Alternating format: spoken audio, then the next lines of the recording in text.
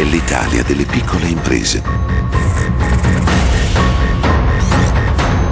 Non spegnete questa luce.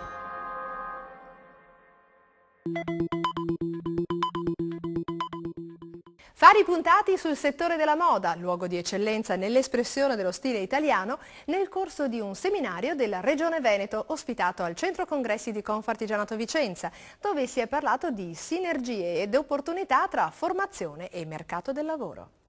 Una priorità indicata più volte dai nostri operatori della moda è quella di creare le condizioni che permettano di preservare e trasferire ai giovani le capacità professionali che risiedono in un settore da sempre fiore all'occhiello del Made in Italy.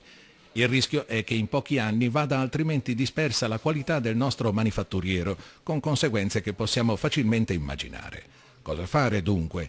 Indicazioni e volontà espresse dall'assessore regionale alla formazione e al lavoro Elena Donazzan nel corso di una conferenza stampa organizzata a margine di un seminario della Regione proposto a Vicenza su queste tematiche, raccolgono le richieste degli operatori della moda.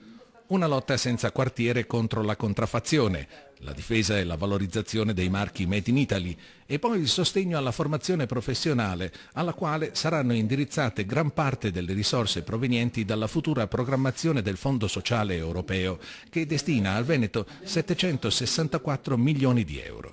Inoltre verranno agevolate le imprese straniere che verranno ad investire nel Veneto. Questi, in sintesi, i punti espressi dall'assessore Donazzan.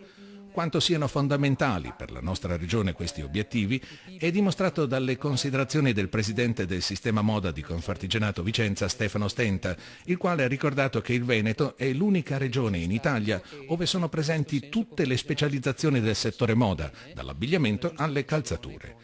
E il tavolo intercategoriale Veneto della moda, istituito dalla Regione, è pronto ad offrire il proprio contributo per individuare necessità, figure professionali e progetti formativi necessari. Lo ha affermato il suo portavoce pro tempore Giuliano Secco di Confartigianato Veneto.